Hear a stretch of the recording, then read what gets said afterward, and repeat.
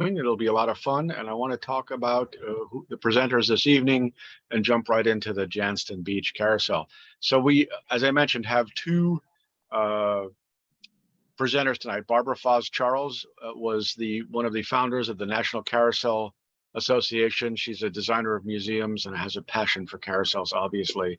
Her affliction began early in her career when she got a cheap apartment above the merry-go-round at the Santa Monica Pier. That was in 1971. And she made the first photographic census of carousels in North America. So she's really quite extraordinarily knowledgeable, avid about the need to preserve and restore whole operating carousels. And she's always willing and just wonderful about sharing her information with everyone. Once again, I'd like to remind all of you, because she's one of the founders of NCA, that NCA is having its 50th anniversary this year, and the convention will be hosted by the Carousel Museum in Bristol, Connecticut, and activities will be in Warwick, Rhode Island. That is September 20 through 24. Stephanie Brown, who you can see on your screen, is one of the co-presenters tonight, director of the Carousel Planning and Education for Restore Oregon, Oregon's only statewide nonprofit historic preservation society, and she joined it in 2017 to manage the grant writing. Since then, her responsibilities have expanded enormously, and she's responsible for the carousel restoration, planning, photography, what have you. She's helped in the past nonprofits and businesses tell their stories for over 20 years, including the Oregon Museum of Science and Industry, Oregon Ballet, Oregon Humane Society, and she was responsible for creating the annual Pug Crawl, which you can ask her about in the question and answer period. She's no stranger to historic preservation, bachelor's degree in interior design. She's both been faculty of interior design at the Portland Community College and in her own right, an accomplished interior designer. Nonetheless, she also does architectural color consulting, which is interesting because it relates to the carousel story you're going to hear tonight. And she does period sensitive interiors and exteriors in terms of color and look. Nonetheless, I'd like to jump into announcing Barbara Foz-Charles and kick off the Jantzen Beach Carousel Restoration Project. Barbara, it's all yours. Thank you, Bob. And I want to really shout out to Marie and Bob, who put this whole dog and pony show together. I mean, they do a marvelous job, and I'm delighted to be back again giving a talk. So here we go about C.W. Parker.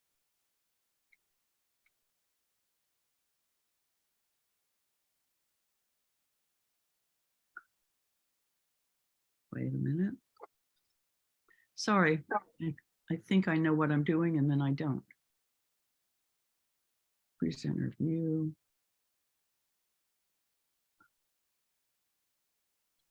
Oh. Is that working? Yes. Marie, are we okay? You're good. Okay. You're all good. You're all good. Okay. Got the right view. Welcome to the frustration. I should also say, Barbara has an extraordinary collection of historical photographs, and she's been very generous and kind to share them with us this evening, because you will see that this presentation has incredible variety of support materials that she's been able to provide. So I think it makes it a very special presentation. Go ahead. I'm sorry. Have fun. Thank you. Thank you. I want to start by introducing C.W. Parker. And the story is he was a janitor in Abilene, Kansas at the local courthouse. I think he may have had a striker that he would take out to carnivals and so on. But the carousel came to town. It was a track machine. His daughter convinced him to go. They spent all their nickels, and he and some partners ultimately bought it. So this is C.W. Parker standing on the left very proudly with his hand on a Limonare Freer organ. And there's a little black figure there, Negro figure they were called by Armitage Herschel. And I believe this first carousel of his was an Armitage Herschel. So that's where this story begins. And here's a flyer from Armitage Herschel, kind of how they would advertise. They had a salesman, J.D. Gwynn, and I don't know if he's the one who came to Abilene, but his kind of modus operandi was to go to a town, bring a carousel. Of course, it's new to the town. Nobody's ever seen one.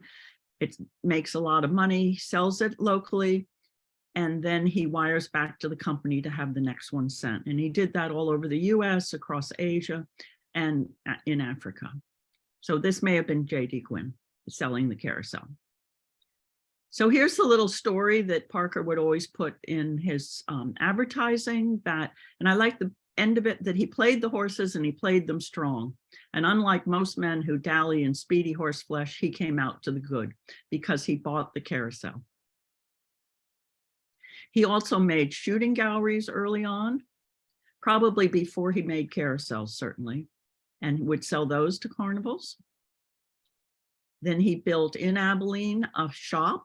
So this is the shop going up in 1898. And this is the first carousel that Parker makes, and he's standing in the middle with the bowler. So it's a track machine. It has all these animals on it, has camels, pigs, etc. It's made about 1900, I think. You can see all the scenery is canvas. And in the back, back here is the organ. And if you look very closely, he put C.W. Parker on it. And that's what he did throughout, is he would put his name on the front. Most of the makers did this. And this is what I call his aspirational factory. This is an advertising poster, quite large, that he put out. Well, you saw the factory. It was, a few wooden buildings. This is another carousel that he makes a little bit later, maybe about 1901 to 1903. And what I particularly like is this flag on the saddle. And this figure here is a Denzel horse. You can actually see it now at Watkins Glen.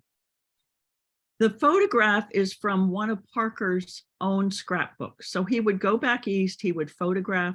He also had catalogs for all the makers. And so he's really looking at what everybody else is doing and taking ideas.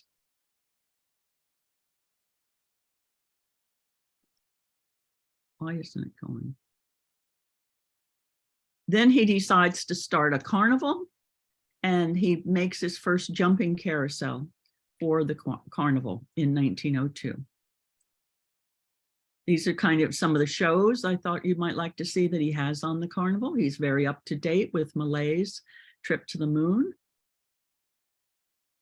Electric Theater cost 10 cents. All the other events cost 5 cents. At one point, he advertises that he has 4 carnivals on the road.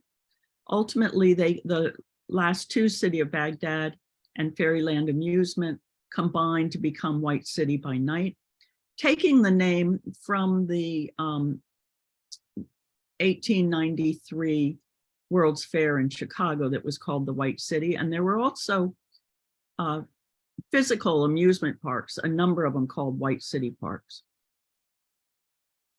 And this is just advertising, the kind of the broadsides he has. And down at the bottom of the one on the right with the electric show, it says that it's a scene of scintillating splendor, boundless beauty, and irresistible impressiveness.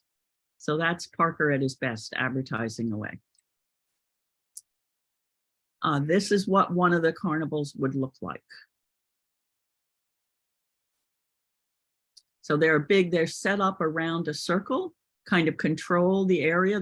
There may have been a pay to enter, I'm not sure, but they certainly would want to control the entry. And the second picture is a tear down. The bottom left is the money wagon, and then just a performer. And Parker, on the left, he's with some of his showmen counting money. And he says that he really, at the top of this piece is about that Parker claimed that he took carnival business from the gutter, and that he didn't handle hoochie coochie or snake eating, that his was a refined show. But he also wrote to his brother that He'd like to quit the business, but he can't think of anything else that he can make more money at. And that, you kind of do things you might not otherwise do, but it's very exciting. About 2 years later, there's a letter to his brother where, in fact, he says, I'm not making any money. My show operators aren't, are taking the money. And he gets a loan from his brother. And he pretty much quits the hands-on carnival business in 1908, after 1908 season. This is his very first carousel that you saw at that carnival, but now it's got new outside scenery. Still has all canvas inner scenery. These are what the horses look like. These have to be some of the most dangerous pole systems with this little tripod in a circle going up and down. But they're quite charming. Here's one of the horses, armored horse, again with the flag that I showed you earlier. And up on the right, this is one of the Jantzen Beach horses. So some of these themes that you see early on, you'll still see on the Jantzen Beach figures. These are some of his carvers. And you'll see the very large jewels. And this also happens at Jantzen Beach. And even in these earliest pictures, I'm not showing one, but there are some jewels on the inside, and that shows up at Jantzen Beach. In 1910, he starts saying he's going to move to Leavenworth. And this is a rendering that was in the newspaper in Leavenworth, that he's building this huge factory. It's also somewhat aspirational. This is the factory he does build. It's 2 stories high. It's quite sizable. And he's making a number of carousels. And as you can see, they're up on the roof, being stored at least for a while, or being shown off. I don't know if this was just a stunt shot or if that they typically did this. They did have a railroad yard that they could load onto here in the front that went by the factory. So it was a good location. And from here, they could ship out all over the country. This may have been the first carousel that was full carousels built in the factory. Now, what's interesting here is some of these figures look very much like Stein and Goldstein. And around this same time, there had to have been a Stein and Goldstein carousel in the factory, because the carousel in Pueblo, Colorado has Stein and Goldstein's figures on it. And that carousel was first built in 1911. This scenery is also unlike anything that Parker does, kind of before or after. And I suspect this is Stein and Goldstein scenery, and that he's taken in a whole carousel, probably changed the whole jumping system so that it can go out on a carnival and not have rods going below the platform. This is just another view of it, a nice armored horse. And this is one of the Stein and Goldstein figures. So if I back up quickly, this figure has these big belts on its neck. And I don't see that on Parker figures until he's involved with a Stein and Goldstein carousel. He must have either taken it in on trade, you never know, but that often happened. By 1416, he starts introducing some newer figures. They were even bigger figures. And these legs out, like you see on the top photograph, are typically for his big outside row figures on a 3 or 4 abreast. This style of figures from this point on continues on most of his carousels, and very similar figures show up on Jantzen Beach. He also put out postcards with some of the same figures. In 1916, the Sultan of Zulu buys a carousel for a big festival, and this is the carousel that gets sent there. It's a big 4 abreast. Parker made, from my calculations, they're not they might not be, I can't say for sure the number, but it seems to me to be about 14. But there's 4 big ones, of which biggest ones, the superiors, that Jantzen Beach is one of them. But this is one of the 4 abreast. And here you can see on this is again the Sultan's Carousel. This figure in the center, right below it, I have a picture from Jantzen Beach. So the same figures, you know, this is a style he starts. All the makers do this once they get into certain styles, Denzel particularly.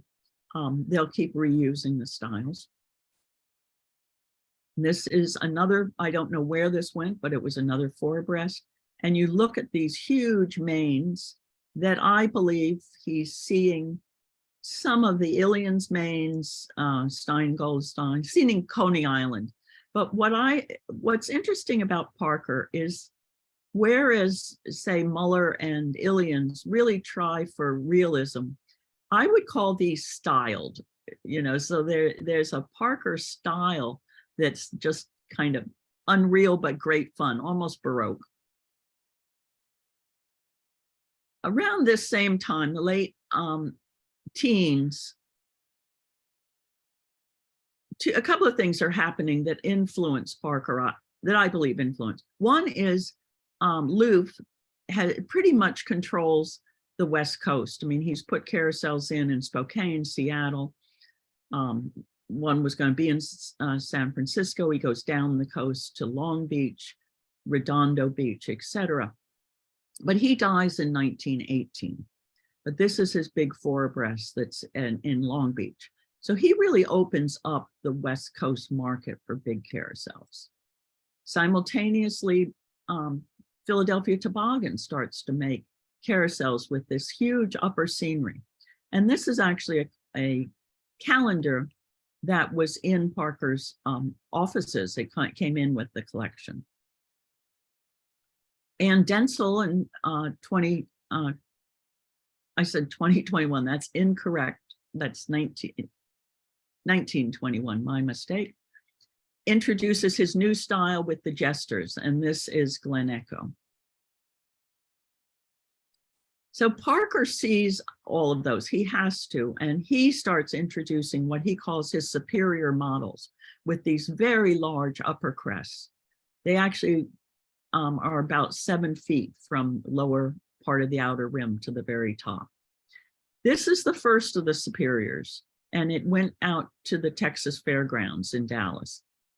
It's very similar to Jantzen Beach. The main difference, just watch in this area in this center, where there are mirrors, where there are little scallops, etc.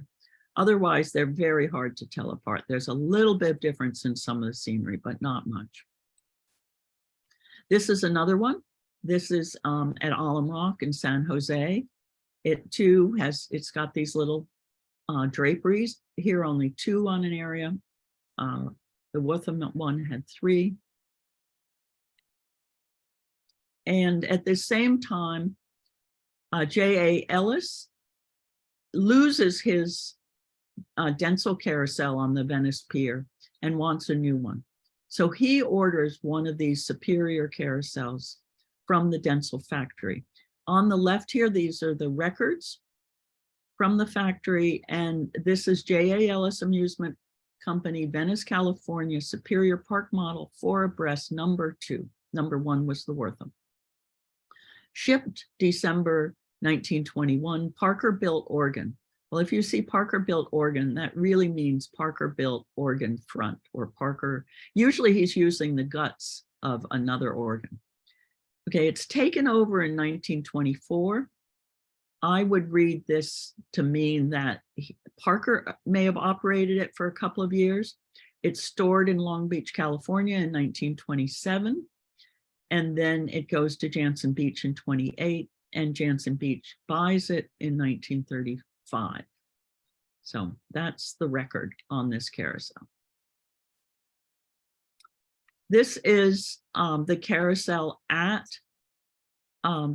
Leavenworth. This is Parker on the left, and I think on the right is Ellis and possibly his wife. And in the center here, you begin to see there's mirrors instead of other scenery. And that's one of the big differences on the Jantzen Beach one.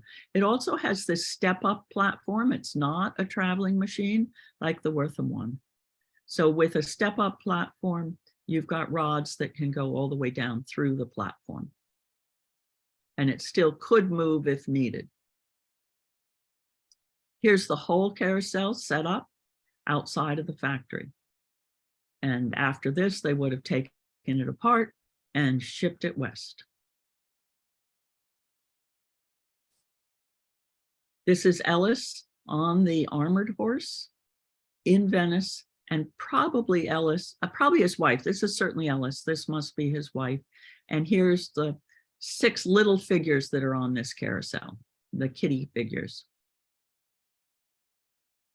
This is another view of it in Venice. It's quite a beautiful machine. I love this horse. Here again, big straps and the Stein Goldstein influence. This is a leather strap that I guess would have been used, you know, for the stirrups. It's hard to know quite what this strap is doing. She certainly, I guess it's part of maybe to help for her. Wonderful eagle on the back. This is one of the figures that Jantzen Beach has. And I was supposed to put in the organ picture. I don't know, Stephanie, if you can pull it up out of your files, if you would. But way back here, if you see these lights, that's the organ. It's not in the middle of the carousel. It is back off to the side at Venice. Since this was Parker's first carousel out on the West Coast, he really advertised it. This is the artwork for a postcard that he distributed quite widely. Barbara, after our conversation the other day, I plugged that into my slideshow, so we will see it in a few minutes. Great, thank you so much. So as the factory record said, the carousel was sold to Jantzen Beach for installation for the park opening in 1928. I think the park opens actually maybe a month before the carousel makes it. Already at the park was this little baby Q. It says Kennedy Baby Q up here. It was owned by some people named the Kennedys. And this is the postcard down at the left is what a baby Q looked like. These are the crew washing the carousel, getting it ready. I love this picture. And here's the man himself, Miss Parker, again, with his watch fob, which is my way of always figuring out which one he is. At the installation, the carousel at this point is about halfway up. And it was out in the center kind of courtyard of the amusement park. And later it had a pavilion, but initially it's on its own. And this is that one figure I showed you, and I just played around a little bit, seeing, what figures and how do you set them up and so on. So thank you. Let's all ride the carousel when we have a chance. And I'm going to now turn this, here's my web email if anybody needs to contact me. And I'm going to turn this over to my friend Stephanie, who's doing a wonderful job bringing this carousel back to life. Thank you. Thank you, Barbara.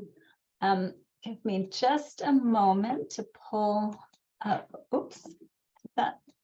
I'm sorry, let me try that one more time. I didn't. Okay.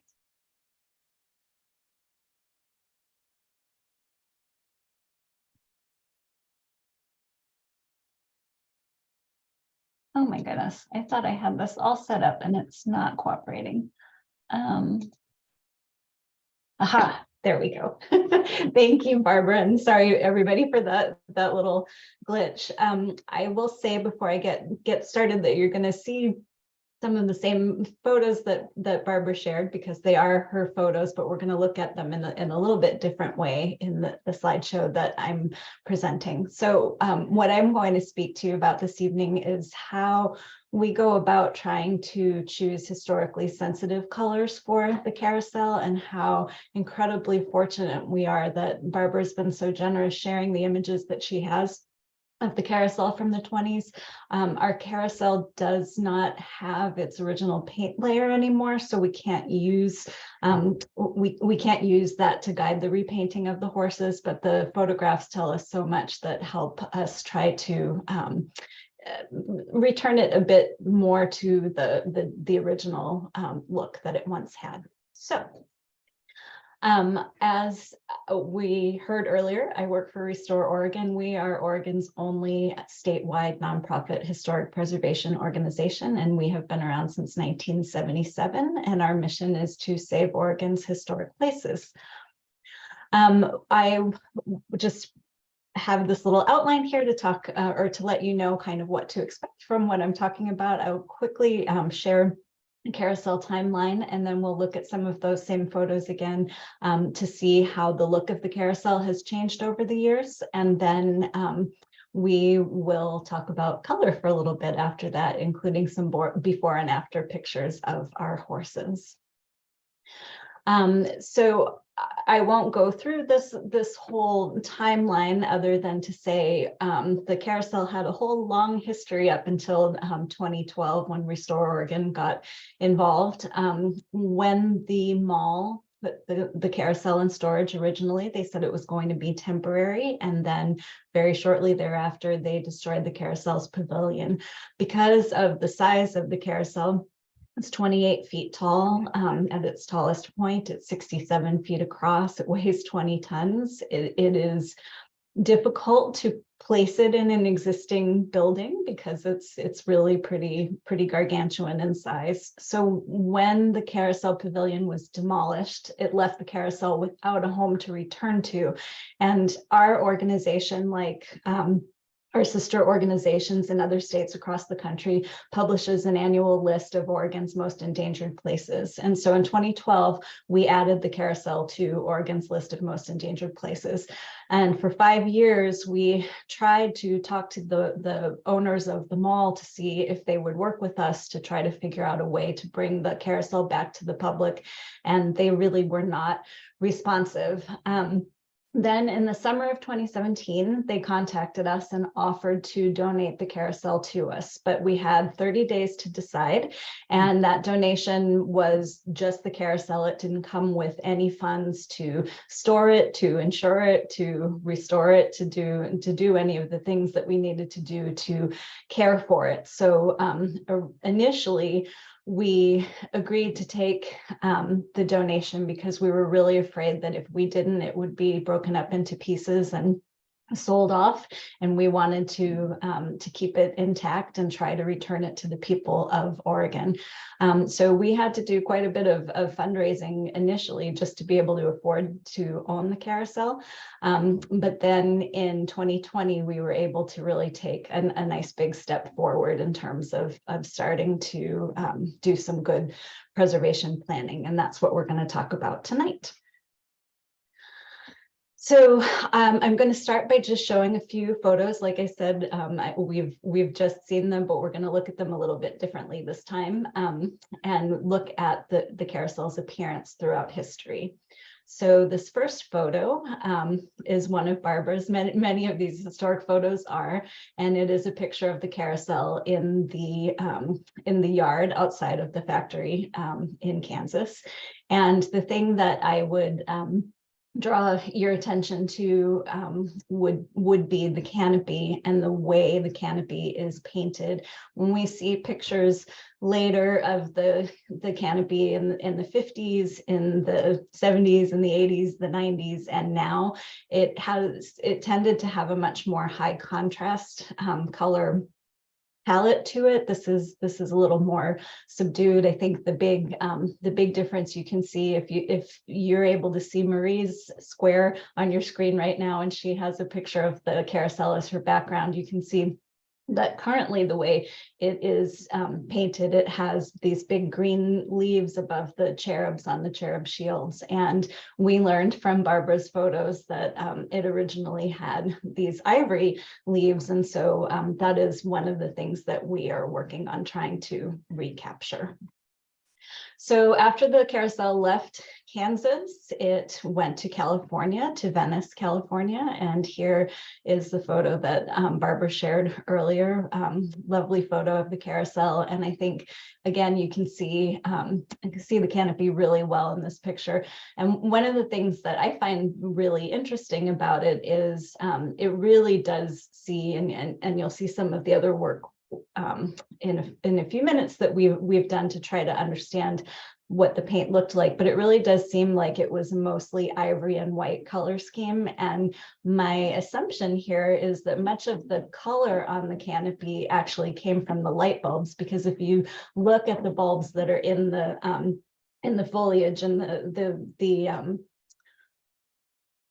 garlands, sorry about that, it really looks like they're colored bulbs. They're not clear bulbs or white bulbs. They're dark, and they're different colors. And so my guess is that this sort of creamy palette was a really nice background to have some colored light reflecting up there. So this is just another photo of this, and I included it because we were having a discussion the other day, Barbara, Marie, Bob, and I, that if you look over on the left-hand side of the picture where Barbara pointed out before, you can see a little sort of arched area of light. And in going through the photos that Barbara shared with me, I'm pretty sure that those lights are the light bulbs that you can see sort of under this fringe. This it seems to be the Oregon surround that accompanied the carousel to California, and it has the same dancing lady carvings along the bottom as the carousel does. So the carousel arrived in Oregon in 1928, and again, there is Mr. Parker, and it's a little hard for us to tell if the paint changed between 21 and 28 because the lighting conditions are different in different pictures, but definitely those leaves above the cherubs are still a white or ivory color, and the paint approach that they have is still kind of a low contrast approach with a light background and some metallic accents. And here again with the picture that Barbara shared of the horses being washed to be put back on the carousel, you can really get a good look at those cherubs. And so we're going to see what they look like today in just a few minutes. Finally, I think this picture is pretty interesting because it shows that when the park was initially open, the carousel was out in the open. The next photo chronologically that I've been able to find is from 1933, and by then it's inside a carousel pavilion. It's a little unclear to me if it was only outdoors for the first year or if it was the first couple of years, but it seems like pretty soon after they got it, within the first few seasons, they built a pavilion for it.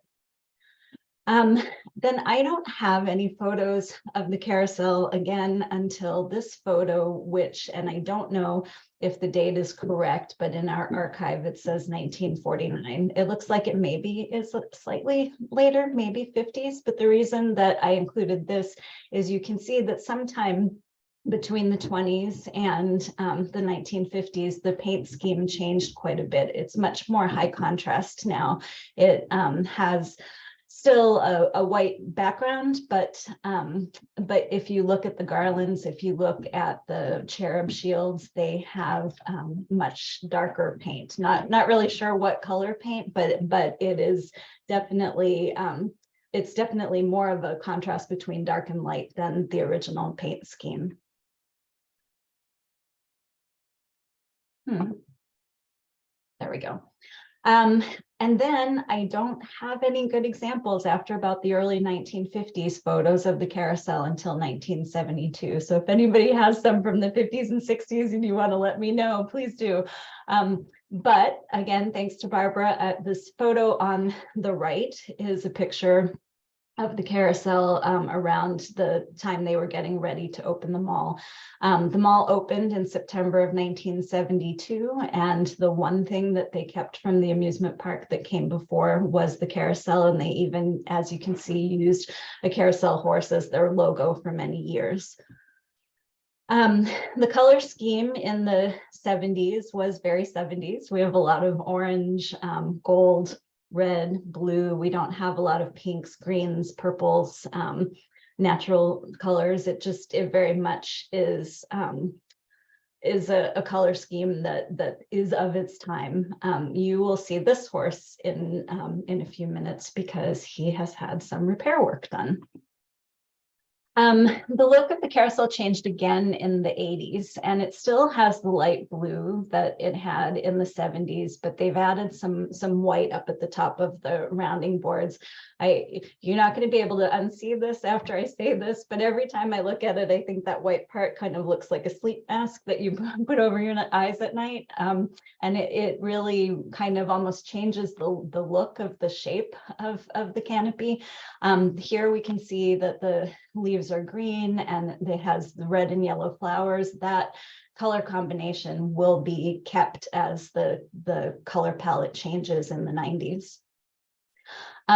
Just quickly sharing a picture of the 80s horses because their look is very, very different from the look that we saw in the 20s. They were very brightly colored, and in fact, the horse in the lower right-hand corner, the purple horse, if you could look at this picture up close, you could see that he has silver glitter flakes in his paint. He also seems to have the same hairstyle as the mom in the ad, so they were really doing the whole 80s thing. So moving on to the 90s, this is a photo from the archive that we inherited from when restoration work began in the 90s. When I go back and read the reports of the work that they did, they estimated that there were anywhere from 12 to 13 layers of paint on the horses at this point, and a lot of the carvings had been lost because the paint sort of filled in all of the grooves. So by taking the horses down to bare wood, it revealed the carvings again, which must have been really, really exciting after thinking that they were a lot smoother than they actually are. And then here is what people think of the carousel looking like if they've seen it any time in the past several decades. When it reopened in 1996, it was painted this way, and it continues to look this way now. In 2012, as I mentioned earlier, the mall said that they were putting the carousel in storage temporarily, that they were going to do a little remodeling, but then they brought in some bulldozers. And I always tell people that is basically why we are having this conversation about the carousel today, because when that decision was made, it left the carousel without a home to return to, and that is one of our biggest challenges, is to find a home that can accommodate it. In 2017, as I said, we were contacted out of the blue, really, and offered the opportunity to accept donation of the carousel. If you kind of look at the left-hand side of the photo behind our Restore Oregon banner, you can see that it is completely disassembled. Everything has been I should say this photo was taken the week that we accepted donation of the carousel. We then went in and reorganized everything and made sure things are stacked appropriately and won't be warping or be suffering damage because of the way that they are stored. We have a whole corral for the horses where they all get to hang out together, and then everything is organized by piece, really, cherub shields with cherub shields, rounding boards with rounding boards, sweeps with sweeps, and it's about a 2,500 square foot space. And I've brought Barbara out there. It is full from wall to wall. It's a big machine.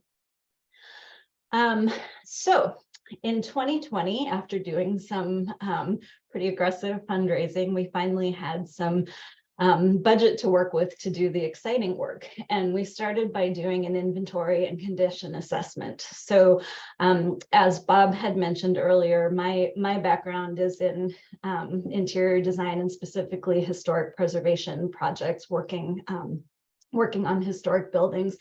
I have found that a carousel is not really that different from a historic building. It has the same issues: dry rot, faulty wiring, lead paint, and anything that you would run into in an old house, you're going to run into with an old carousel, it seems. So when we do this kind of work on a historic building, an inventory and condition assessment helps us get a good overview of what the challenges we may encounter as we move through the project will be, instead of coming upon them as surprises when we get to them. So in this photo, up in the right-hand corner, that's my boss, Nicole. She's our executive director. And what we did was spend a week where we took portraits, photos of each horse front and back, so that we have a photographic record of what they look like. And we did two versions of these. One, just the actual photos, which I'll show in a minute how we use that. And then another version where we put green tape anywhere there was a crack or wood damage, and blue tape anywhere there was metal, and usually when we find metal, we find dry rot. And then Nicole, you can see, is seated at a laptop. We have a database, and every single horse has an entry, has a description, and we have a written record of every place that we notice damage, so that as we go forward repairing these guys, we know, okay, that he's got 3 broken legs and he needs this and that, and we don't have to spend time understanding what his condition is. We already know, and then all we have to do is do the work. So here's an example of those portraits that I was just talking about. We took pictures of the romance side and the interfacing side. We've nicknamed this little armored horse Arthur. And one of the things you'll notice with Arthur is what Barbara referred to earlier, which is that he has jewels on both sides. It really seems, when we look at our whole herd, and I should interject that our carousel has room for 72 horses. We actually have 82 horses. Barbara showed pictures earlier of the 2 carousels side by side, the baby cube and the large Jantzen Beach carousel. And our belief is that our spares are actually from the baby cube.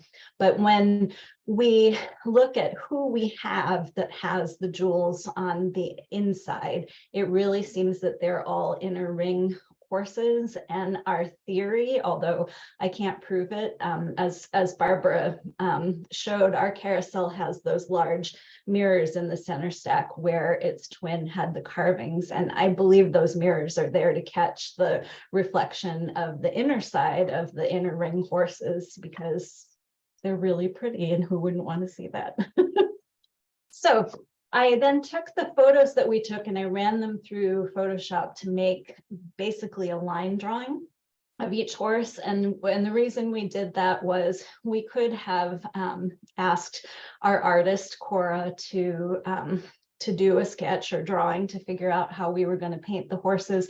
But by using Photoshop as a base and then just turning it into a line drawing, the horses are to scale and the carvings are accurately represented. So then when it comes time to paint them, we can just duplicate, and we don't have to say, oh, it's missing this piece, or she didn't quite catch that.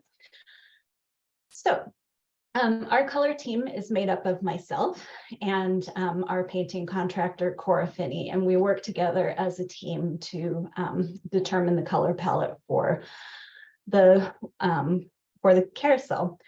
One of the things that I experimented with a little bit is AI colorization. There are a number of newer programs out there that allow you to run black and white photos through the computer, and the computer gives its best guess at what the colors would have been.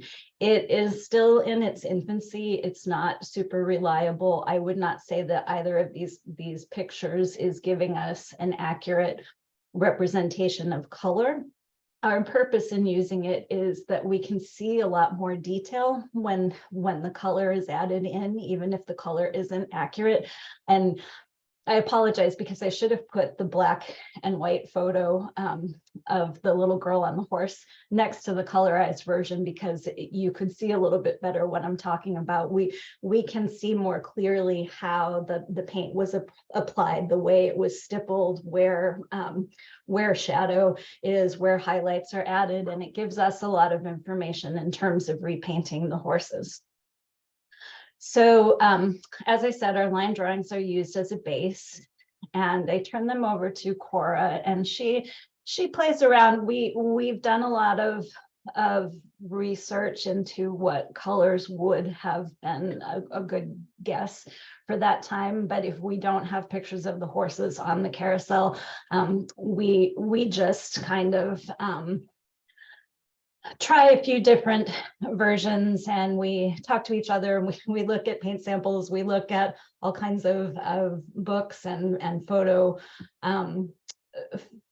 images from Parker and also from other carousels of the time to try to make sure that we're getting in the ballpark color wise. And then once we settle on a final approach, then Cora will actually use, we are using a water-based acrylic paint method from primer through top coat on the horses.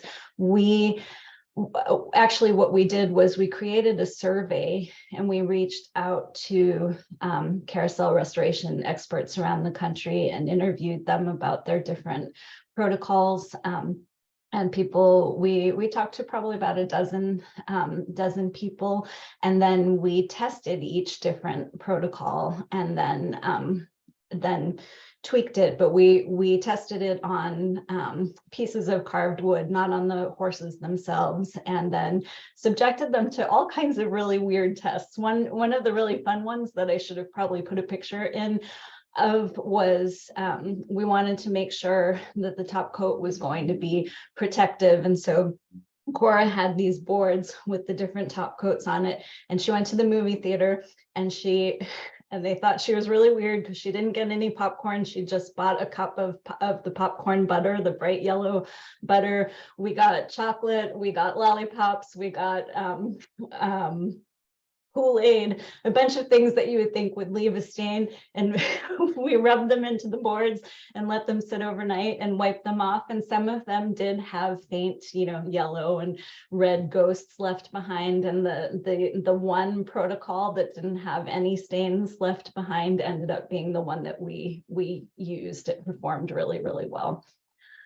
So here's our friend Arthur again, back in the 1990s before he was restored the last time. And then here are pictures that we took of him in 2020. If you look at the picture on the right, you can see a white or ivory colored line on his back leg. His leg seems to have broken all the way through at some point, and it was repaired with glue, and the glue sort of oozed out when they put the two pieces together, and it just was left there to dry. So he needed that leg fixed. He had a broken tail. He has a lateral crack through his back flank. He had some problems with his neck. He needed quite a bit of work, actually. So we worked with Pete Slenning, who is the lead carver down at the Albany Historic Carousel and Museum in Albany, Oregon, to try to put Arthur back together again. And while that picture looks pretty rough, he's looking pretty beautiful these days. One of the things that has been really exciting doing this work is when we do have to remove paint from the horses, sometimes we find surprises like the picture on the right-hand side, where we discovered that there used to be jewels, tiny jewels circling that larger jewel, and those holes had been filled in at some point in the past, and Pete excavated them, and we were able to return the jewels to that spot. So here is Arthur after being sanded and primed. And then I think I mentioned this before, so I apologize if I'm repeating myself, but the other thing that we do is when we create our final renderings that guide the painting of the horse, we use the actual paint that we will put on the horse. It's sort of the what you see is what you get way of doing things. We had talked about watercolors, colored pencils, whatever, but that gives you an idea of what you're getting. If you use the actual paint, you know exactly what you're getting. And so here is Arthur with his brand new paint ready to be ridden again. Just a few more photos. This is our pelted horse. The big difference with the pelted horse versus Arthur is whenever we can find photos, and usually they're Barbara's photos, but whenever we can find photos of these guys on the carousel, our hope, because we're a preservation organization, is try to recreate the look that they originally had. So our tiger pelted horse in 2020 was brown, and he had a tiger pelt, but in looking at photos, we found, if it's not him, it looks just like him. An example of him, and he was an ivory horse. We could see that he had kind of darker roots at the base of his mane. We could see that he had a bobcat pelt, that he had a striped belt around his torso. And so we started to try to recreate that look as best we could from that photo. And then another thing that we do sometimes, if we are close to done with painting, but we're trying to figure out if we'd like to add a little extra detail to save Cora some time, I will photograph the horse and then put him in Photoshop, and we'll talk about, well, what kind of pattern would we like to add? And so here on the left side, you can see we experimented with some big dots, and on the right side, some small dots, but I can do that in minutes where it would take her a very long time to draw it. Also, it gives us a really good idea of what it would look like if we decided to do that, and we can get that look without actually putting paint on the horse and then having to paint over it if we don't like it. And so here is the pelted horse in his current condition on display at the Oregon Historical Society Museum through the end of April. Last few slides. As I said earlier, I think this is the color scheme that most folks think of when they think of the Jantzen Beach Carousel. But thanks to Barbara, we also know what it looked like in the 20s. And we know that people have really fond memories of all different decades, but the look of the carousel they're probably most familiar with is the look from the 90s. And so what we've tried to do is using preservation as a guide, because we're trying, again, because we're a preservation organization, to follow Secretary of Interior standards for rehabilitation. We'd like to try to create the look of the carousel from the 1920s as much as possible, but we don't want to alienate people who have fond memories of it. So we made the decision to do kind of a hybrid approach and keep the idea of green leaves on the garland and colored flowers, but to recapture the ivory cherubs. And so here's a little peek at what we were thinking color-wise. And then this is our new cherub, which has kind of more of the look from the 20s, but with some of the elements like the green leaves and the colored rose from the 90s. Our water horse is now completely repaired, sanded, primed, and ready to be painted, but he is also on display at the Oregon Historical Society Museum. We have an exhibit there that talks in part about the carousel's history, but also about this preservation planning process that we've been going through. And so we have some afters there, but we also have a before, and then the water horses are during, so that when people walk through the exhibit, they can see kind of the whole process from beginning to end. And so the last two things I will quickly say are that we have a lot of information about the work we've been doing on the carousel on our website, and that's restoreoregon.org. Lots of great photos. We have video of our artisans at work. If you have more questions about the carousel ever, that's a great place to go. We are also on Facebook and Instagram. The final thing that I will say is for any folks who live in Oregon, they may have heard that we made an announcement today. And that announcement is that we are reactivating our search for a home for the Carousel. We were in a partnership for 3 years with a group called the Portland Diamond Project, which is a group that was trying to bring, or is trying to bring, Major League Baseball to Portland. But because of the timeline, or not the timeline, the pandemic, our timelines are really not in sync any longer. We have basically tested everything we can test without sort of duplicating efforts. We feel pretty strongly that we know what we need to do to move forward with restoration, but we don't feel like we can do that until we know for sure that the Carousel has a home. Our partners were very understanding about that, and it's not a bad breakup or anything like that. They know that they want the same things that we want. We want the Carousel up and running again so that people can enjoy it. So we put out an announcement that is on our website that we are inviting people to, not people, but entities that have the resources to provide a home for the Carousel to get in touch with me so that we can figure out where it's going to go. And I've actually had quite a few people reach out to me, and it hasn't even been a day yet. So I'm feeling pretty hopeful that that we're going to find a good solution. But it may be a few months before we know what that is. So I will stop sharing there, and we can do the next part of this. Thank you, Stephanie and Barbara. I think that was an excellent presentation. Before we open it up to questions, I just would like to remind everyone that next month is part 2 of Rawl Summit's presentation on the Mangles and Ilians Alliance of Creative Giants.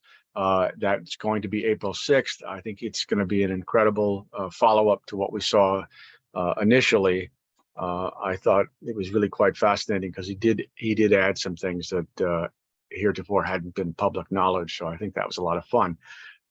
Nonetheless, we're opening it up now to questions for Stephanie and Barbara. And if you hold your space bar down while talking, you can ask a question, and then either will respond. So thank you again, both of you. Look forward to your next presentation.